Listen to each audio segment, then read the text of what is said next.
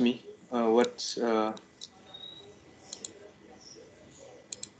you can ask me. You don't which part is it you don't understand? Let me open week three power PPT access as well. So this one is it week 3? This one is week 3, correct? Week 3 or week 2? Yeah, this one is week 3. That one, page 6B. 6B. Yeah, the liquid interface. Liquid interface shell plane of constant x. The tangential velocity components Vy and Vz are continuous through the interface, as are also the molecular stress tensor component. And here you don't have to worry too much because this is actually a part of the week 4 examples. So if I show you in the week 4 example, let me click it out so that you can see. Okay, you don't have to worry too much about this thing. So in here we have a different cases in week 3. At solid fluid interfaces, this will be discussed on the example, on the first example, flow of a falling film. So imagine you have this. The first one is solid fluid, right? So if we took this system as an example, or in here, okay, this is a liquid. A liquid is flowing down, and in the bottom part of your liquid basically touches a solid, correct? So you have a boundary conditions at the bottom of your liquid where basically the liquid touches the solid. So the boundary conditions will be the fluid of the velocity of the liquid, just the one that basically just touches the solid, is equal to the velocity of the solid of the velocity of the solid. In this example, the solid does not move, so the velocity of the liquid that basically touching the solid is 0. So you can see these things in these boundary conditions. At x equal this omega, Vz is equal 0. So you need to remember that the coordinates, the original coordinates for your system is taken at this part, at the top of your liquid flow in here. Okay, and so at this position, you see this position. This is taken as 0 of your liquid in here. When the liquid touches the solid, then your velocity is equal to 0. So that, which one is it again that we go again? That week 3 again. If I go back to your boundary conditions again at 6 in here. Sorry, this one is week 1. Week 3. I have to go to week 3. Week 3 is no. This one is week 1. Week 3 is this one. Okay. So this one is the first one. That one is the solid fluid interfaces. And then another one that comes out in the first example is liquid gas interfacial plane at constant x. So if I go back here again and I show you again. So in here you have a liquid, right? In here you have a liquid, and the liquid basically touching the gas on the top part of your system. So if you see it in here, so this is your liquid, right? And in the bottom it touches the solid. On the top it touches the gas. So there is an interface between the gas and the liquid at this particular surface in here at x equal 0. So at that particular surface, then you can take your shear stress as equal to 0. That's because in here is because the gas side, provided that the gas side velocity gradient is not too large. This assumption is reasonable because the viscosities of the gases are much less than those of the liquid. For this, for the second boundary condition, you have to we will discuss it on the week 4. So not on this example, but on this particular example. Okay, because in this particular example, you have a different two different liquid phase. At the top, you have a less dense, less viscous fluid, whereas in the bottom, you have a more dense, more viscous fluid. So imagine if you mix an oil with water. Okay, so water normally has a higher density than oil. So but oil and water does not mix, so they are a different liquid phase, right? So in this particular example, let's imagine that you have an oil flowing on the top of your water. They flow slowly in the laminar flow, but then they flow basically, so that you want to have a boundary condition. So your boundary conditions will be on the interface between the oil and the water. So in here, if you go through this example slowly, you can take that at the BC1 at x equals 0, the shear stress at the phase 1 will be equal to the shear stress at phase 2. And then what else again? The velocity should be equal as the velocity should be equal as well. So if you see the BC2, the VZ2 VZ1 is equal to VZ2. So at the point x equals 0 is basically, we take it at the point where there is an interface between the oil and the water in this particular example. So if I go back again to your week 3 example in here, so that basically refers to your boundary conditions B in here. So we are referring to the liquid interfacial plane of constant x. So this particular boundary condition is taken at the liquid interface. Okay, you get what I explained in here, Chiawe, or not? Tell me if you still have confusions, please, so that I can I can try to explain you what I need to explain you, right? Is that enough? Yes. Yes. Okay. Okay. So before I go into the questions again, I want to basically go a little bit an overview into my slides. So those people that so that you how to say that thing, so that you get much more from the transfer phenomena. It's a bit, it's a lot of mathematical subjects. Then I go back here again. Okay, go back to your week 1 slides, and in particular, if I go into the week 1 slide, then I go into this last slide in here. The last slide in here, you can see the important things that you need to deal with when you study a transfer phenomena is, don't just look at the slides, don't just read. Please do the derivations. It's very important. Okay, if not, then you will have difficulties as you try to solve the tests and the 2 tests. For the assignment, you will not have a problem, because then I give you 4 weeks to solve the assignment. But for the tests, I will not give you like 8 hours. I will just give you enough time to solve the problems, and also enough time for you to basically do the scannings and submissions. So depending on the particular problem that I give in the test. So for example, if that for the particular problem you need only solve it about 2 hours, then I will give you an extra 1.5 hour or 2 hours, so 4 hours. So in order for you to excel in your test, then you need to do these things. When you have a problem, always read the text with the pencil and paper in hand. You prepare a paper and you bring in the pencils. And then you work through the details of the mathematical development and supply any missing step. In the beginning, if you are confused, this is what you need to do. Or even better, you go through the example first, go look at the video or look at the notes. I have provided you a very clean notes on that thing. You go, and then you try it yourself first, okay? If you that is important. And then whenever necessary, you go back to the mathematical textbook to brush up your calculus, differential equations. Go and open a PDF of your calculus back in your first year, basically.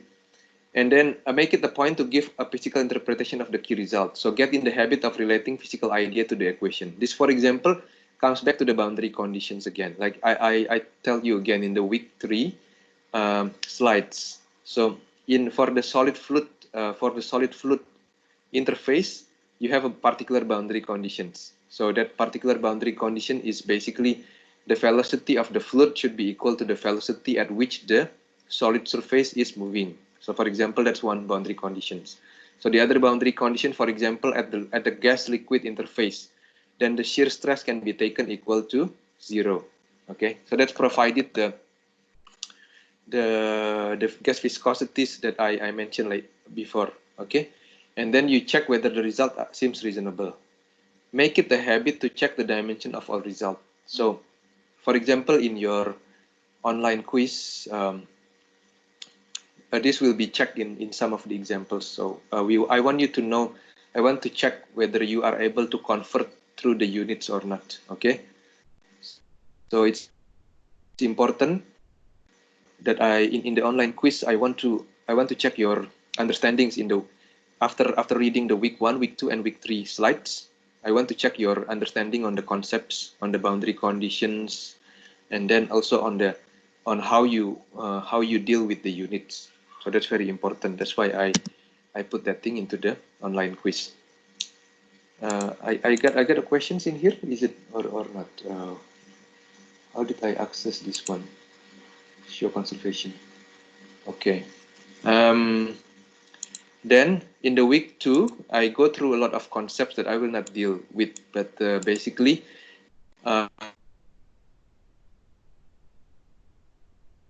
concepts again. But more important thing is, as you go into the examples, then I hope that you will gain more understandings into what you should do and connect your concepts from the momentum transport in week 2 to the momentum transport in week 3.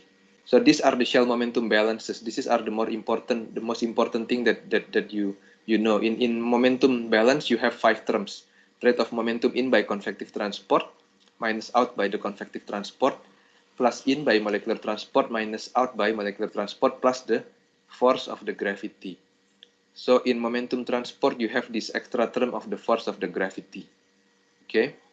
Then as you go through as you try to derive that thing, as you go through a particular example, first you make an assumption. First you put forward the postulations.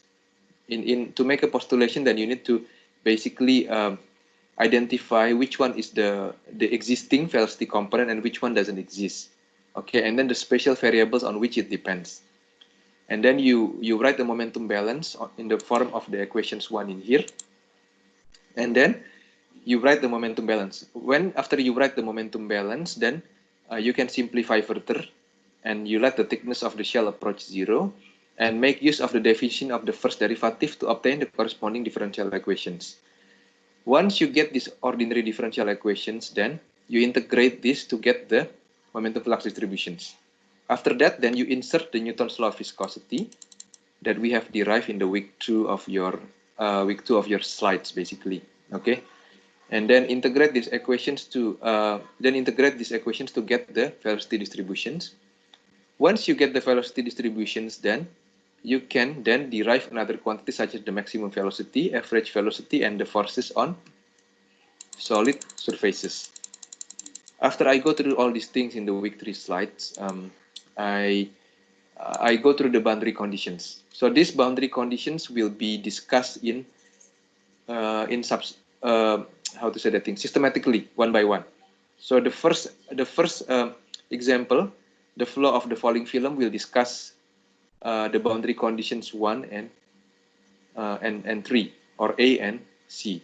And then as you go through this through the second examples in here, this circular tube in here, you only have these boundary conditions in the edge of your in the interface when your liquid basically touching your tube in here. Okay, but when you define your momentum flux in the axis of your tube, it has to be finite. Okay, and then the subsequent in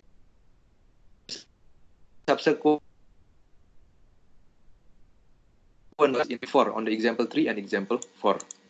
Okay, so this liquid interfacial plane will be discussed in the example 4, for example. On the example 3, we will discuss the same thing with the example 3, but it's a bit different case. Okay, because you have basically a flow in between a pipe on the example 3. Okay, so you have to do your week.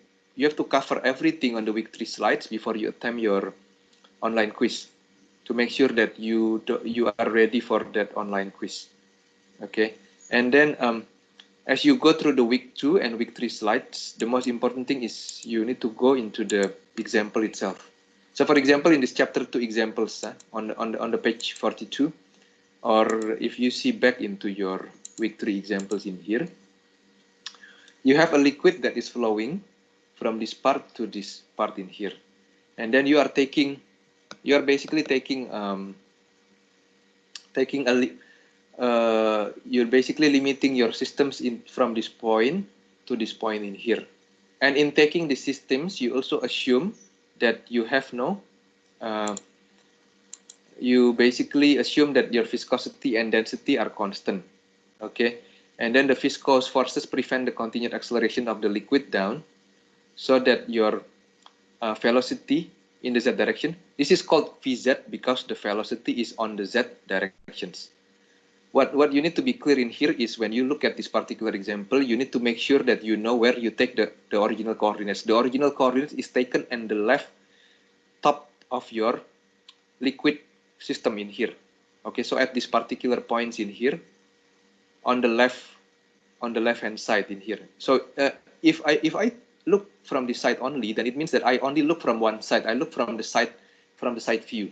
But in this particular shell elements picture, it becomes clear because it being given in you in the 3 dimensions.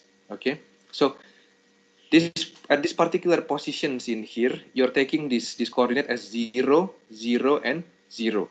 Okay, and then you're taking your z direction as in this direction. Z is in this direction.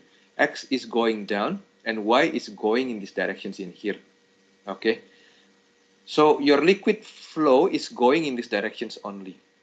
So your postulation is that your Vz, the velocity in the z direction exists, because if this velocity in the z direction doesn't exist, then the liquid will not flow down at these directions.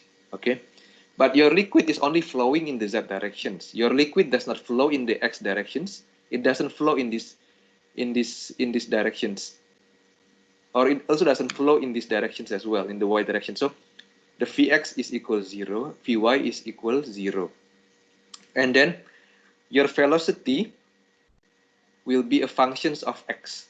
So this is you're taking it by intuition. So imagine that you have this particular liquid.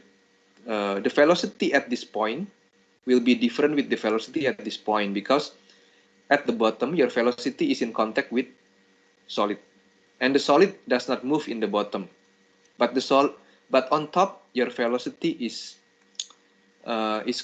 should be higher than the velocity in the bottom, because at the top your liquid is in contact with the gas, so there is not much resistance in the top as compared with the much resistance in the bottom. So I would guess as a physicist that the velocity on the top should be maximum, whereas the velocity on the bottom should be 0, because your solid does not move in here unless if your solid is moving. Okay, so that's the most important thing, is the postulations in here. So that's why we put the Vz in here. The velocity in the z direction is a functions of x, and your velocity of z is also not a functions of z. So we assume that it's not a velocity, it's not a function of z, because if your velocity in the z direction is a functions of z, meaning that the velocity at these particular positions will be different with the velocity at these particular positions in here. So that means your velocity may increase with as it goes down through the through this plate, or it may decrease as it goes down through the plate. So in this case, it's not. It's just an ideal case. So we don't deal with this particular problem. Okay, we just want to get started with the simple problem. Okay, then we need to take our systems. Our systems in here is taken as a thin shell perpendicular to x direction. So we are taking a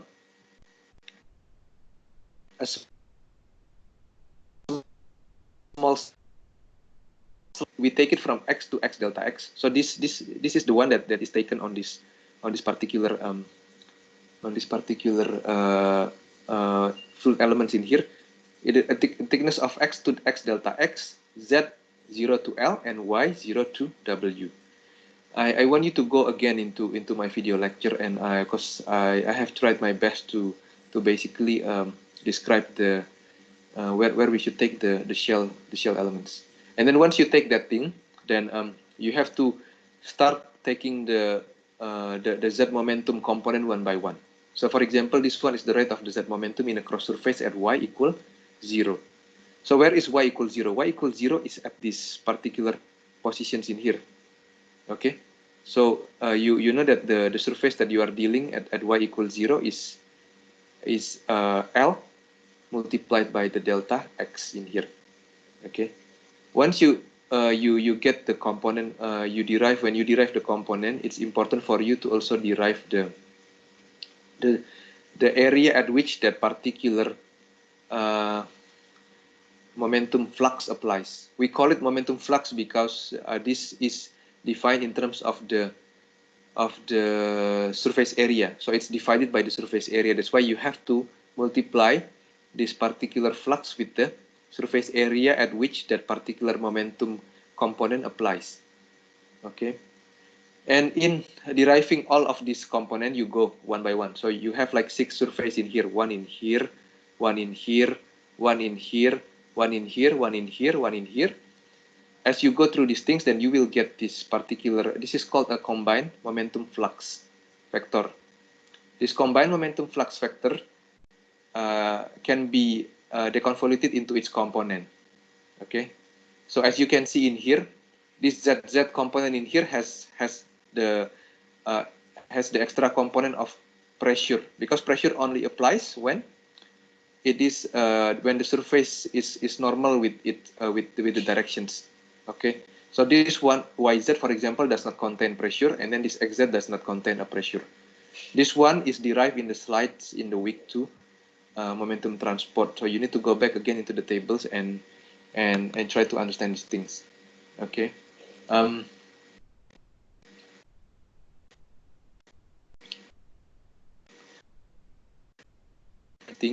then don't forget that you also have a gravity force acting on the fluid in the Z direction. And the gravity force in here has to be multiplied with the volume of your shell elements.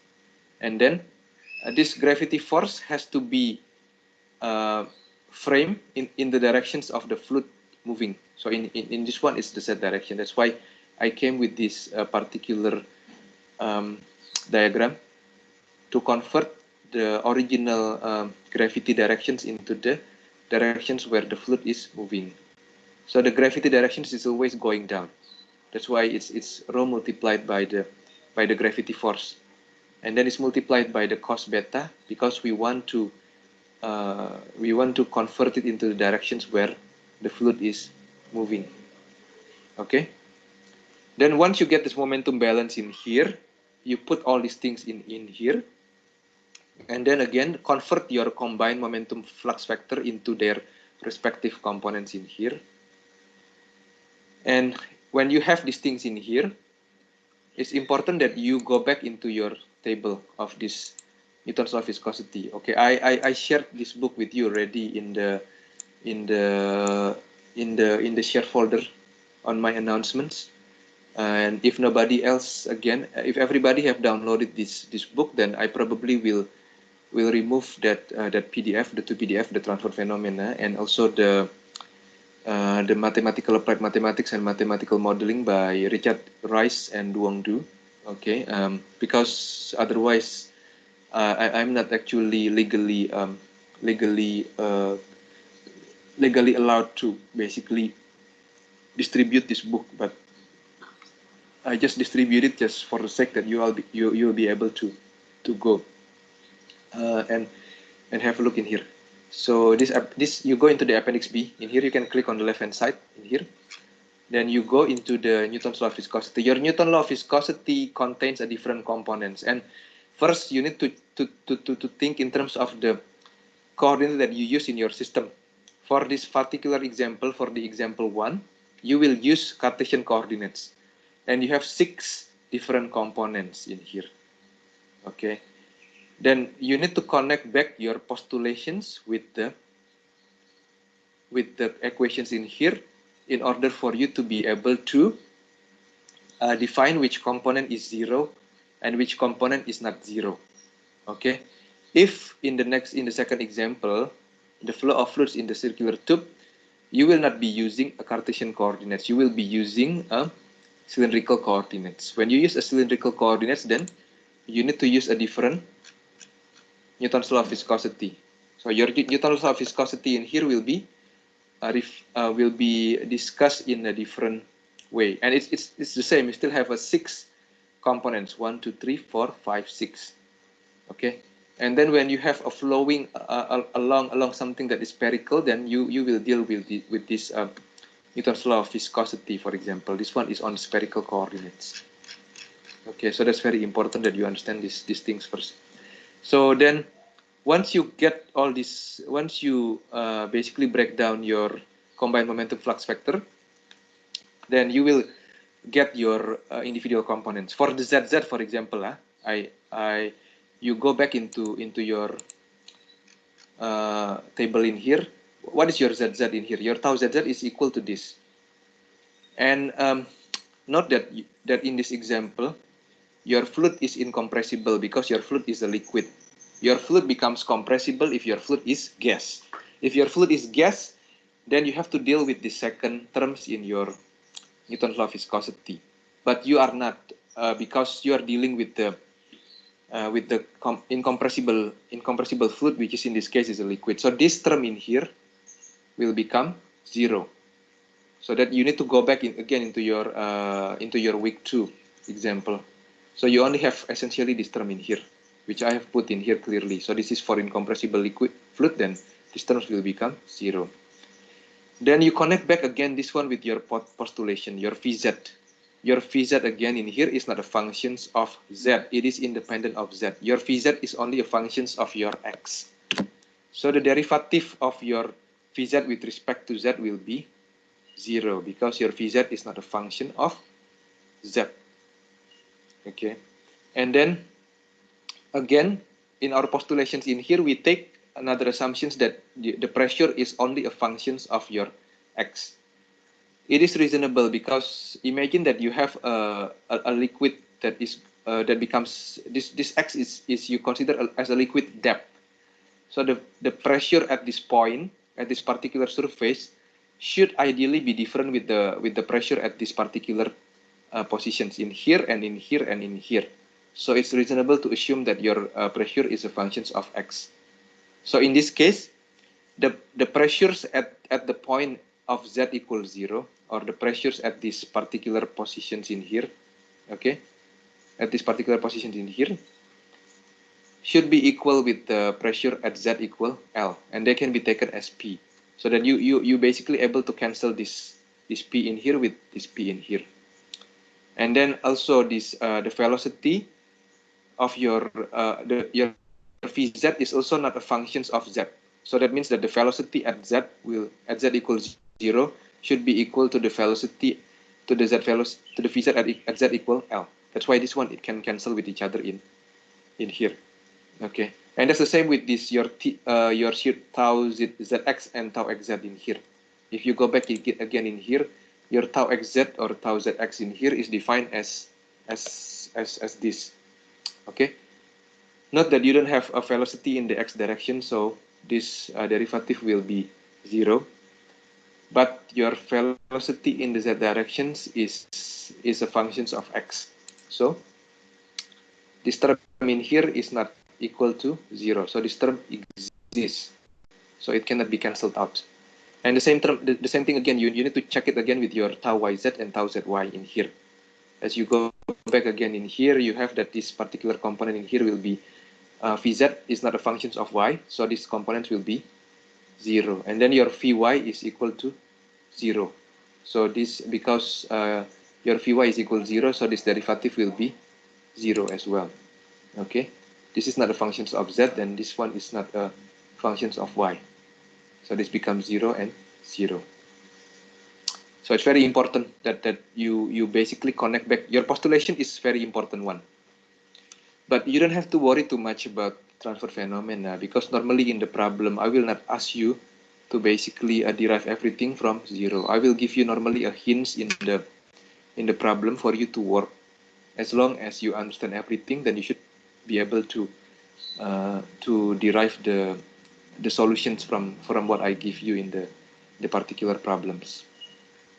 Okay, if everything is correct, then you will get this this quantity in here. Okay, then this quantity in here is defined with respect to the delta x. Then you go back into the definitions of your calculus. As you go back into the definitions of your calculus, then you take the limit of this delta x. Then you basically change something that is finite into something that is infinite to make it continuous. So you deal with the calculus again in here. Okay, then you can integrate. Once you integrate, then the first boundary conditions that you will use is the boundary conditions on the top of your liquid elements in here, or where your liquid basically interface the gas. At that particular positions, if you go back again into your week 3 examples in here, okay, at the liquid gas interface, the shear stress component can be taken to be 0, provided that the gas side velocity gradient is not too large. Okay, then that's what you put into your integration. Because your integrations in here, you need to figure out this constant. This constant has to be connected back into your system again. When you take these things as 0, you substitute back at x equals 0. So you substitute x equals 0. This tau xz is equal 0. Then you will get your C1. Your C1 is equal 0. Then essentially you solve your shear stress. Then your shear stress in here is a linear functions of x. That's why when you go back in here, you see that your shear stress in here increase linearly as you go from the top of your liquid to the bottom of your liquid. Okay, then the part at this particular position at x equal this delta. I would say this one is the delta. Your shear stress will be equal to rho g cos beta multiplied by the delta at that particular positions. Once you get these functions of your shear stress, then you go back again into your Newton's law of viscosity, and then you can simplify your Newton's law of viscosity. After you substitute this one, then you can integrate your velocity profile. In your velocity profile, you get another constant come out again. This is C2. Then this one need to be solved using another boundary condition. This time the boundary condition exists in the bottom of your liquid system, or your liquid slab basically. Okay, because you have used up these boundary conditions on the top, so now you're going to use another boundary conditions again in the bottom. At this particular boundary conditions, you refer back into your week 3 PPT. Okay, this one is where does it apply? This one is on the solid and fluid interfaces. The fluid velocity should be equal to the velocity at which the solid surface is moving, or what you call as a no-slip conditions in here. Okay, that's what you do, and you put in your velocity is equal 0 at that point. Then you will get your C2 is equal to this. Once you insert it back here, you know that your velocity in the z direction becomes a parabolic velocity profile, because this one is raised in order of 2. Okay, so it basically decreases from the top of your liquid to the bottom of your liquid in here. So now in the beginning, you just use your intuition to derive your postulations, but you don't know what is the real profile of your shear stress and the real profile of your velocity. After you derive everything, then you get an idea of what is the velocity distributions and the momentum flux distributions along your liquid from the top to the bottom. Okay, then this is being drawn after you know. Then at this particular time, then you will be able to derive the maximum velocity. The maximum velocity is of course on the top.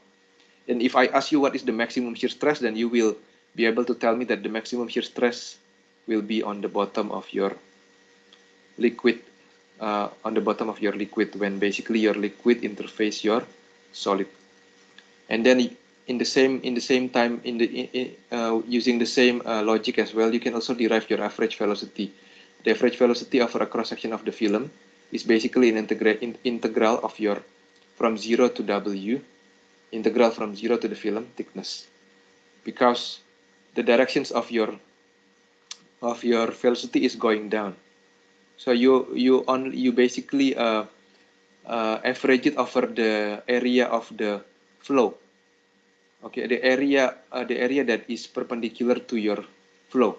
The area is perpendicular to your flow, and the area perpendicular to your flow has a surface area of W multiplied by the delta x, and you integrate that thing from 0 to W, and then from 0 to the film thickness, or in this case it's delta. Okay, I think for the more clarity, I refer you back into the video, because I make a quite lengthy video to be able to make sure that you'll be able to understand all these things. Okay, note that in this particular double integrations, you need to be able to basically think which component depends on which. Your Vz is a function of x, so your dy does not depend on the x. So that can be separated into two different integral components in here. These two cannot be separated with each other because your Vz is a function of x, but your y can be separated because this y is not a function of x. As you integrate these things, then you follow these derivations and you have to derive it yourself. I mean to check whether what I did in here is correct or not. Okay, you don't trust me at all. You have to check everything by yourself. Okay, this is always the take up message. Once you be able to get your Vz, then you can basically express this Vz in terms of the Vz max. If you express this, then you will be able to get that your Vz is equal to 2/3 of your Vz max in here, and the other way around. You can also express your Vz max in terms of the average velocity. The same with the mass rate of flow. Mass rate of flow is you integrate over the surface area of the flow, and the same with the film thickness.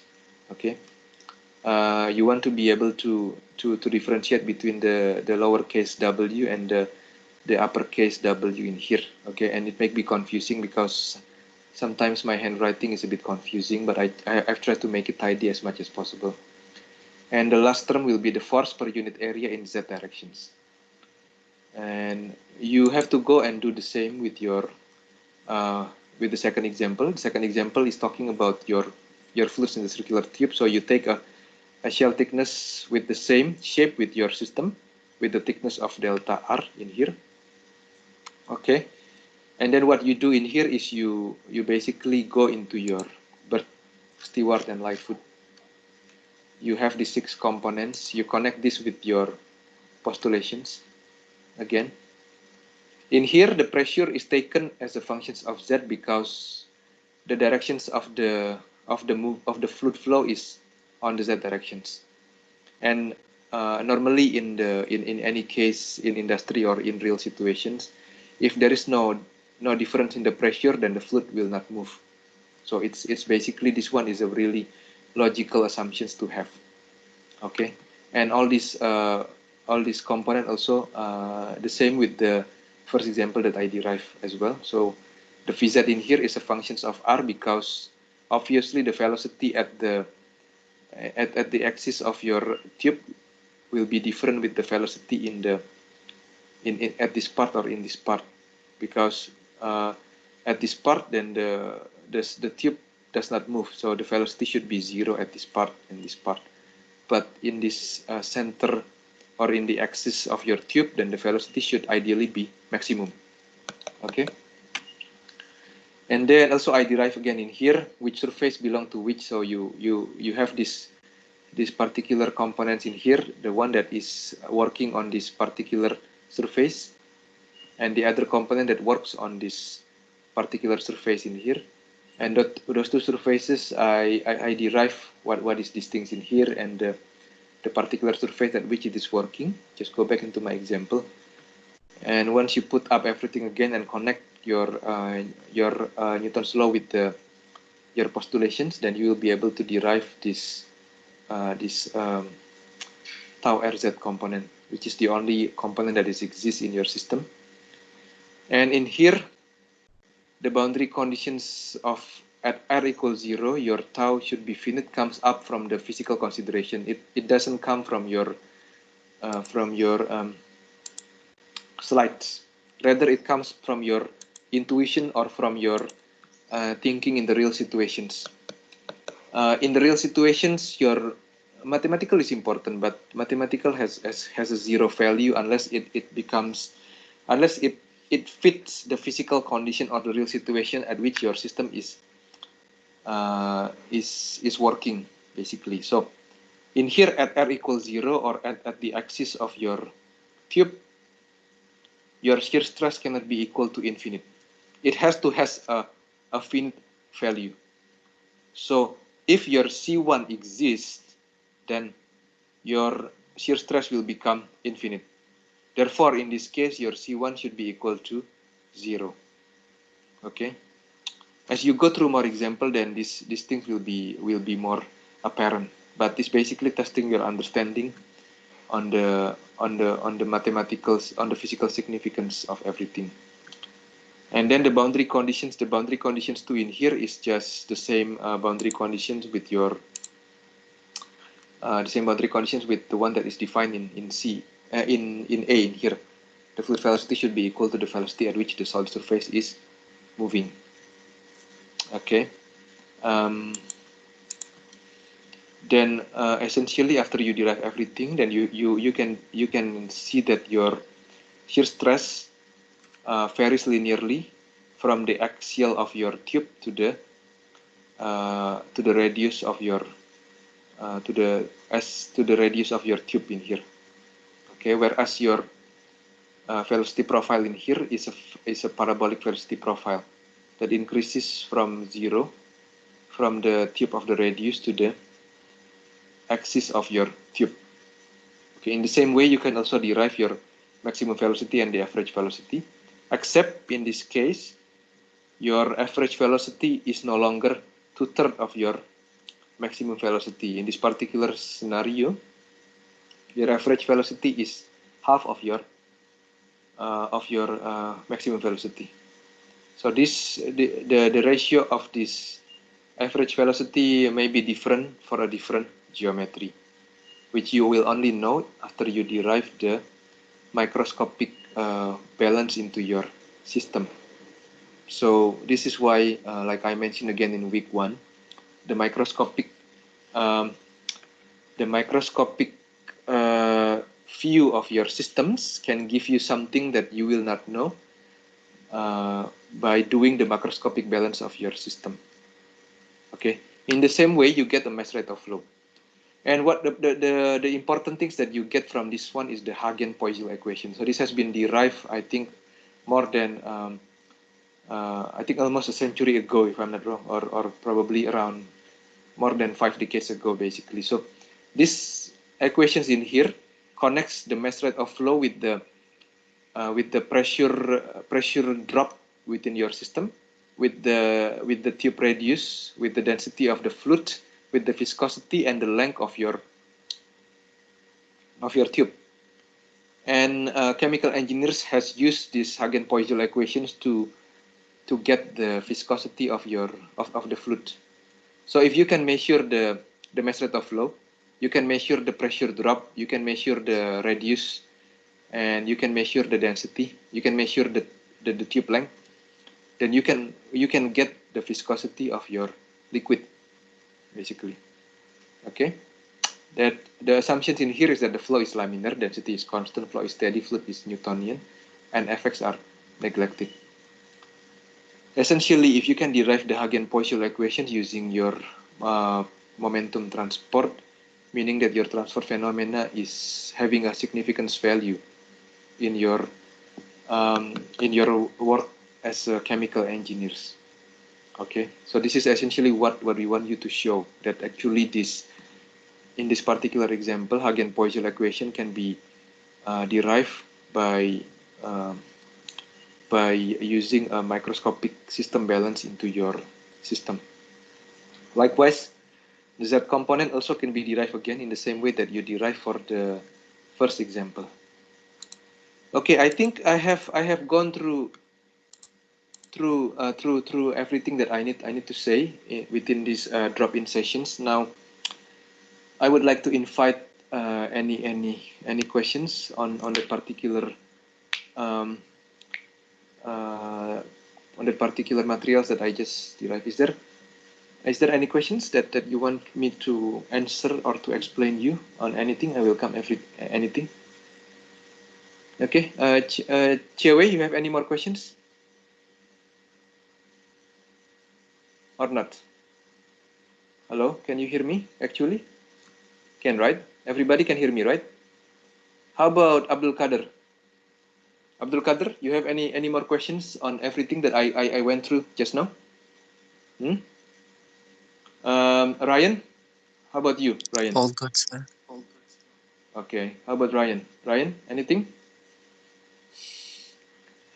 Fernando, how about you, Fernando?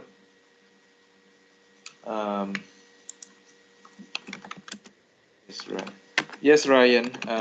I mean, for your quiz, there is only one attempt. I don't want you to try second or the third attempt. I want you to take this online quiz serious. So I want you to go through the whole slides, the whole tutorial and everything, and you only attempt the online quiz when you sure that you understand everything.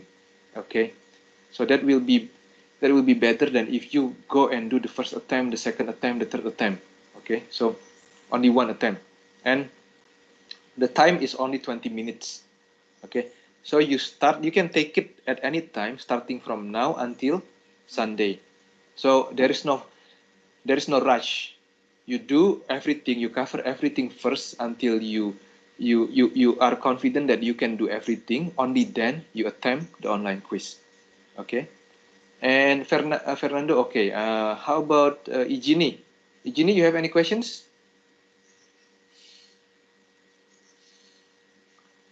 No, sir. Okay, Adrian, any questions?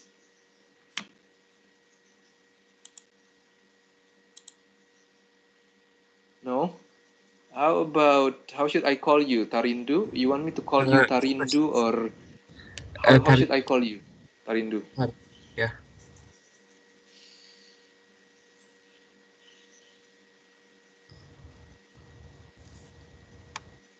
You okay with me calling you Tarindu? I cannot hear you really, Tarindu. So you may want to type it over in the meeting chat, or you can also turn on your mic. I'm happy to hear from you either way. I don't really care. Okay. Okay. Good. Please don't hesitate to contact me in anything, in any questions. Okay. Momentum transport is very important because, like I told you again in my video, momentum has a directions, momentum transport has a directions. So you are dealing with basically a tensors in your derivation as you try to attack your system. Whereas heat does not have a direction, but the heat transport has a direction. And then mass also doesn't have a direction, only mass transport has a direction.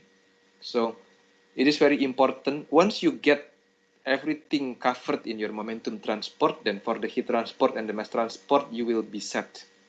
Okay, so that's why the first 4 weeks is very important. And anything that you don't understand in the derivations of the example, then you need to make sure that you ask me. You can shoot me an email, or basically we can set up another drop-in sessions individually with you as you go, and then try to do your assignment as soon as possible. Your assignment is a bit challenging. I mean, it's not challenging for me for sure. I mean, I solved that assignment before, but I give you 4 weeks to solve that assignment for a reason. Okay, so you want to start as soon as possible, and now it's already week 3 starting already. So you may want to start. In order for you to attack that assignment, you need to to make sure that you understand all the concept that you are given in the week, at least to week 3. At least to week 3. Week 4 is basically advancing a little bit more on the week 3, and also showing you a different problem on and the application of different boundary conditions. That is the development of the week 3 examples. Okay. If there is no other questions from you guys, then I will conclude my sessions in here. You guys okay with me concluding the sessions in here, right? And let's see if you have something else again to say. Okay.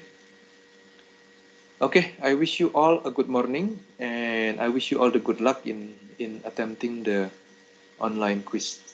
Okay. Thank you so much for coming to this session.